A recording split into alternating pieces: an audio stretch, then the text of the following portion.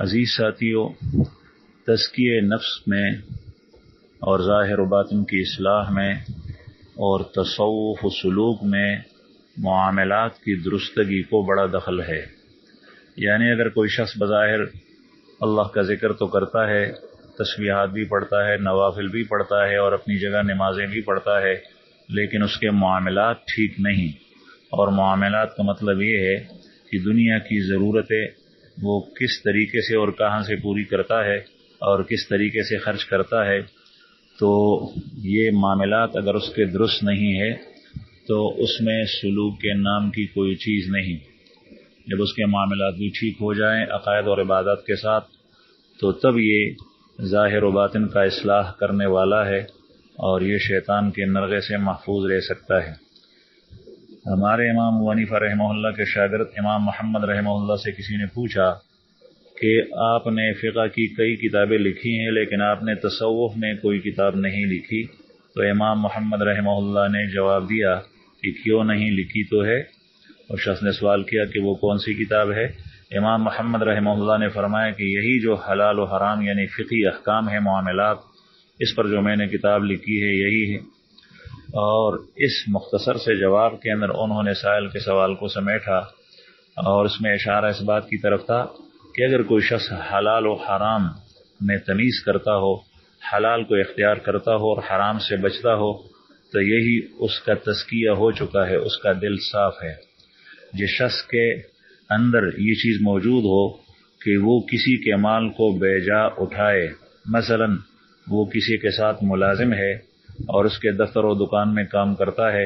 اور اس کے دکان سے اور اس کے دفتر سے وہ خیانت کرتا ہے، نقد رقم اٹھاتا ہے یا سلف سودا میں خیانت کرتا ہے، تو بظاہر یہ شخص کیسا ہی تہجد گزار اور نوافل پڑھنے والا کیوں نہ ہو، یا دین کے مسائل پوچھنے والا اور سننے والا اور بیانات سننے والا کیوں نہ ہو، تو یہ شخص تصوف کے قریب بھی نہیں گزرا اور اس شخص کا اصلاح نہیں ہوا، کیونکہ اس کے دل کے اندر اللہ کا خوف نہیں ہے۔ اگر اللہ کا خوف اس کے دل میں ہوتا تو اس کو اس کا مالک نہ دیکھتا، یہ اس کے دفتر اور دکان سے کوئی چیز بغیر اس کی اجازت کے نہ اٹھاتا، یہ رشوت نہ لیتا، یہ سود نہ کرتا اور یہ کسی دوسرے حرام کام کے اندر اور حرام معاملات میں مبتلا نہ ہوتا۔ جب اس شخص کے اندر یہ چیز موجود ہے، خود دوسروں کو دینے سے گریز کرتا ہے اور اس میں بخل کرتا ہے اور دوسروں کا مال ناجائز طریقے سے ہڑپ کرتا ہے، تو یہ شخص کتنے ہی بیانات سنے اور بیان سن کر کتنا واہ واہ کرے، لیکن اس شخص کا تزکیہ نہیں ہوا اور اس کے ظاہر و باطن کی اصلاح نہیں ہوئی۔ ایک پیغمبر اور بعض حضرات کہتے ہیں کہ حضرت عیسیٰ علیہ السلام تھے، ان کی ملاقات ابلیس سے ہوئی، تو حضرت عیسیٰ علیہ السلام نے ابلیس سے پوچھا کہ لوگوں کے اندر تمہارا محبوب ترین شخص کون سا ہے؟ تو اس نے کہا وہ بخیل ہے، چاہے وہ بظاہر عبادت گزار اور مسلمان ہو۔ پھر انہوں نے پوچھا کہ تمام لوگوں میں سے سب سے زیادہ مبغوث ترین شخص یعنی جو آپ کو برا لگتا ہے وہ کون سا ہے؟ تو اس نے کہا کہ وہ سخی آدمی ہے، چاہے وہ فاسق و فاجر اور گناہگار اور نافرمان کیوں نہ ہو۔ تو پیغمبر نے جب وجہ دریافت کی تو اس نے کہا کہ اس کی وجہ یہ ہے کہ جو شخص بخیل ہے، چاہے وہ کتنی عبادت کرے، تو اس کو میں اس کے بخل کے راستے سے گمراہ کر سکتا ہوں، یعنی جو مال کے خرچ کرنے سے گریز کرتا ہے اور دوسروں سے مال ہڑپ کرتا ہے تو اس میں کسی طریقے سے گمراہ کر سکتا ہوں، اور جو سخی ہے چاہے بظاہر وہ کتنا فاسق و فاجر و نافرمان ہے، مجھے ڈر لگتا ہے کہ اللہ جل جلالہ اس کے سخاوت کی وجہ سے اس کو بخش دے اور اس کو ہدایت اور سیدھے راستے پر لائے۔ تو بہرحال بخل یہی بھی ہے کہ آدمی خرچ نہ کرے، اور بخل یہ بھی ہے حرص و لالچ، بخل سے یہ چیز بنتی ہے کہ آدمی دوسرے کا مال بے جا اٹھائے اور اس کو اپنے استعمال میں لے آئے بغیر مالک کی اجازت کے۔ تو جس شخص کے اندر یہ چیز ہو کہ وہ حرام کھاتا ہے، حرام لیتا ہے، حرام اٹھاتا ہے، چاہے